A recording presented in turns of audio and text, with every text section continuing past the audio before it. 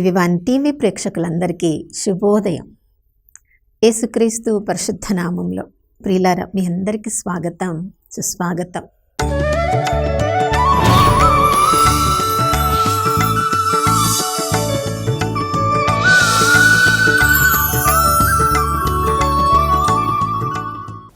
గత కాలమంతా కంటికి రెప్పలా కాచుకున్న ఆ త్రియేక దేవునికి పూర్ణ హృదయంతో, పూర్ణాత్మతో, పూర్ణ శక్తితో వందనాలు తెలియచేద్దాం. ఈ నూతన ఉదయంలో నమ్మదగిన దేవుడు, విశ్వసనీయుడు, నూతనంగా తన ప్రేమను, కరుణను, కటాక్షాన్ని మనందరిపై కుమ్మరించారు ప్రియులారా. ఎందుకంటే ఆ దేవుడు నమ్మదగినవాడు, విశ్వసనీయుడు. ఈరోజు మన జీవితం ఎలా ఉండబోతుందో ఆ ప్రభుకి మన భవిష్యత్తు బాగా తెలుసు. అందుకనే మన శక్తి, మన బలము మనకు సరిపోదు అని ప్రభుకు తెలుసు. కాబట్టి ఆ సత్యము ఎరిగిన ఎవరెవరైతే తమ జీవితం కొరకు ప్రభువు మీద ఆధారపడుతున్నారో వారందరి జీవితాలను అందమైనదిగా చేయడానికి, ఉపయోగకరమైనదిగా చేయడానికి ఈ నూతన ఉదయంలో ప్రభు మనందరినీ కూడా సజీవుల లెక్కలో ఉంచారు. ప్రియులారా, లోకంలో దేవుడు సృజించినప్పుడు అన్నీ కూడా ఆయన కంటికి బాగుగా ఉన్నాయి. ఆదికాండం 1వ అధ్యాయంలో మనం చదువుతున్నాం. దేవుడు వెలుగును కలిగించినప్పుడు అది దేవుని కంటికి ఎంతయో బాగుగా ఉండెను, ఎంతయో ఉపయోగకరంగా ఉండెను. 2వ రోజు దేవుడు ఆకాశమును సృజించినప్పుడు మాత్రము అది దేవుని కంటికి బాగుగా ఉండెను అని చెప్పబడలేదు ప్రియులారా. మిగతా 5 రోజులు అన్నీ కూడా దేవుని కంటికి బాగుగా ఉండెను అని చెప్పబడింది. ఈ 2వ రోజు ఎందుకు దేవుని కంటికి అది బాగుగా ఉండెను అని అక్కడ మనం చదవడం లేదు, రాయబడలేదు అంటే, దేవుడు ఆకాశమును నిర్మించినప్పుడు క్రింద ఉన్న నీళ్లను పైన నీళ్లుగా, క్రింద నీళ్లుగా విడదీసినప్పుడు ఈ క్రింది భాగంలో దేవుడు పరలోకం నుండి సాతాను దాని దూతలను త్రోసివేసినప్పుడు ఆ దూతలు పైనీళ్ళు పైన ఆకాశంలాగా ఏర్పడినప్పుడు ఆ చెడు దూతల సమూహము పైనీళ్ళతో ఆకాశంలో కూడా ఉంది. అందుకని ఎఫెసీయులకు రాసిన 6వ అధ్యాయంలో మనం చదువుతున్నాం, ఆకాశంలో తిరిగడే దురాత్మలు అని. అందుకనే దేవుడికి ఆ ఆకాశము దురాత్మలతో నిండి ఉండడం ఆయన కంటికి బాగుగా అనిపించలేదు. అంటే మన జీవితంలో దేవుడు అన్నీ కూడా అందమైనదిగా, ఉపయోగకరంగా, మన జీవితము అందరికీ ఆశీర్వాదకరంగా ఉండాలని ఆశపడతాడు. కానీ మన జీవిత విధానము ద్వారా, మన కోరికల ద్వారా మనము దాన్ని అందమైనదిగానే ఉంచుతున్నామా, లేదా కొన్నిసార్లు మన జీవితము మనకే అది నచ్చడం లేదుగా అలా ఉంటుందేమో. చూడండి, అపోస్తల కార్యములు 3వ అధ్యాయం 1వ వచనంలో మనం చదువుతున్నాం. పేతురు, యోహానులు వాళ్ళ అలవాటు ప్రకారము 3 గంటల సమయంలో ప్రార్థనకు యెరూషలేము దేవాలయానికి వెళ్ళారు. ఆ యెరూషలేము దేవాలయము వాళ్ళు ప్రవేశించినప్పుడు అందమైనది అనే ఒక ద్వారము ఉన్నది ప్రియులారా. కానీ అక్కడ కూర్చున్నవాడు పుట్టుకుంటివాడు ఒకడు అక్కడ కూర్చున్నాడు. అందరూ ఆ ద్వారమును చూసినప్పుడు దానికి తూర్పు ద్వారము అని కూడా పేరు, దాన్ని గోల్డెన్ డోర్ అని కూడా అంటారు కదా.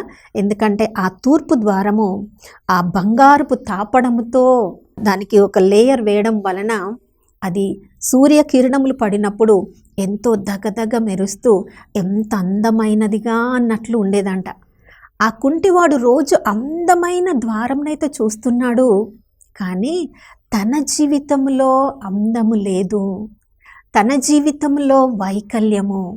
దేవుడు ఒక ద్వారంకే ఇంత అందము, దానికి అంత అందమైన పేరు పెట్టినప్పుడు నా జీవితంలో ఎందుకు ఇలా ఉంది అని ఎన్నోసార్లు ఆలోచించుకొని ఉంటాడు.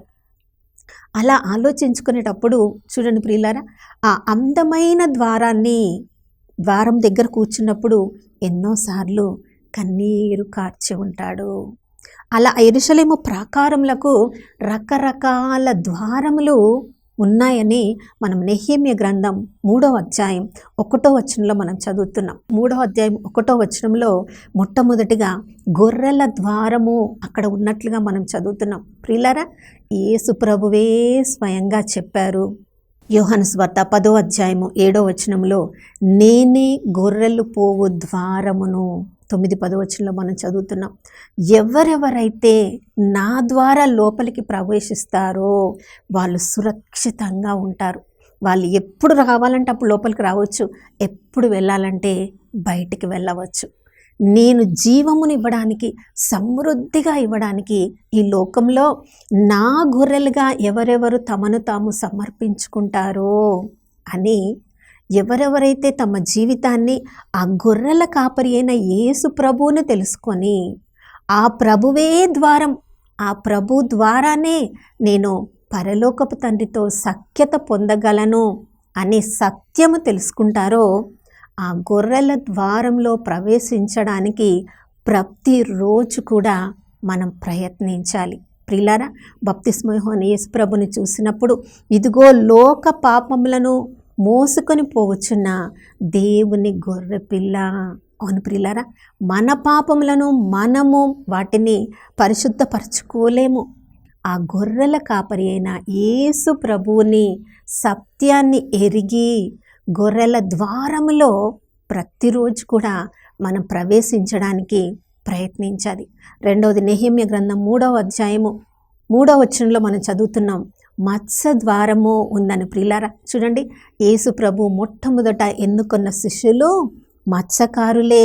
వాళ్ళు చేపలు పట్టేవాళ్ళు. మార్కు సువార్త 1వ అధ్యాయం 16వ వచనం నుంచి మనం చదువుతున్నాం.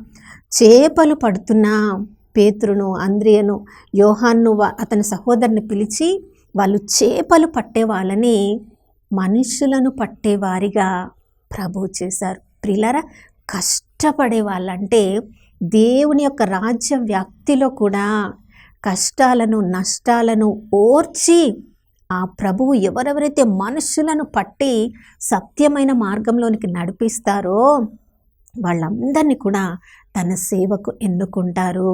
కాబట్టి మనం కష్టపడుతున్నాము అని మనల్ని మనం చూసి జాలి పడ్డం కాదు. యేసు ప్రభు సిలువ వైపు చూసి ఆయన ఎంత కష్టాన్ని ఓర్చుకుంటే కదా మనందరికీ రక్షణ వచ్చింది. ప్రియులారా, ఇంకా ముందుకు చదువుతూ ఉంటే నెహెమ్యా గ్రంథం 6వ అధ్యాయము 6వ వచనంలో 7వ వచనంలో మనం చదువుతున్నాం. అక్కడ పాత ద్వారం అని చదువుతున్నాం.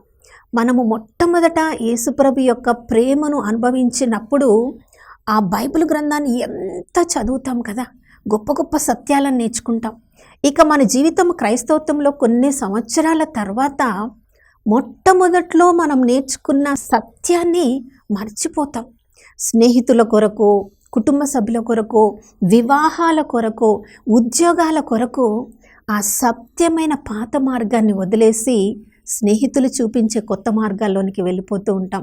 అందుకని ఇర్మియా గ్రంథం 6వ అధ్యాయం 16వ వచనంలో ఇర్మియా ప్రవక్త చెప్తున్నాడు, 4 కోడలిలో నిలబడి పాత ద్వారం ఏది, సత్యమైన మార్గం ఏది అని మనం అడగాలంట. అడిగి ఆ పాతదైన సత్యమైన మార్గంలో ప్రవేశించడానికి ప్రతిరోజు కూడా మనం ప్రయత్నిస్తూ ఉండాలి. లోకంలో ఎంతోమంది కొత్త కొత్త వాళ్ళు మనకు కనిపిస్తారు, ఎన్నెన్నో కొత్త నిజాలు చెప్తారు, కానీ నిజాలన్నీ కూడా సత్యము కాదు.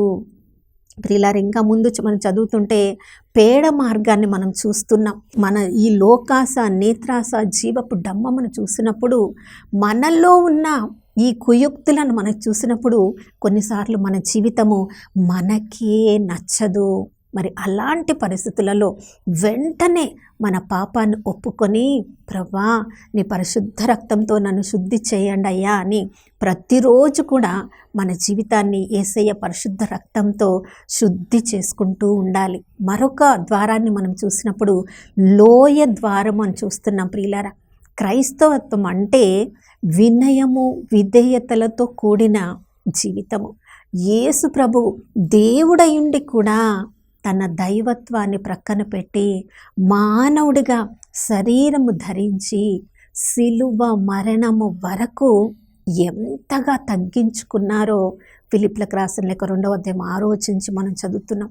దేవాతి దేవుడే తగ్గించుకున్నప్పుడు క్రైస్తవులంగా, క్రీస్తును అనుసరించే వాళ్ళంగా మనం ఉండాలంటే ఆత్మలను, నశించిపోయే ఆత్మలను సత్యము వైపుకు నడిపించాలంటే ప్రతిరోజు ఎంతగా మనల్ని మనము తగ్గించుకోవాలి కదా.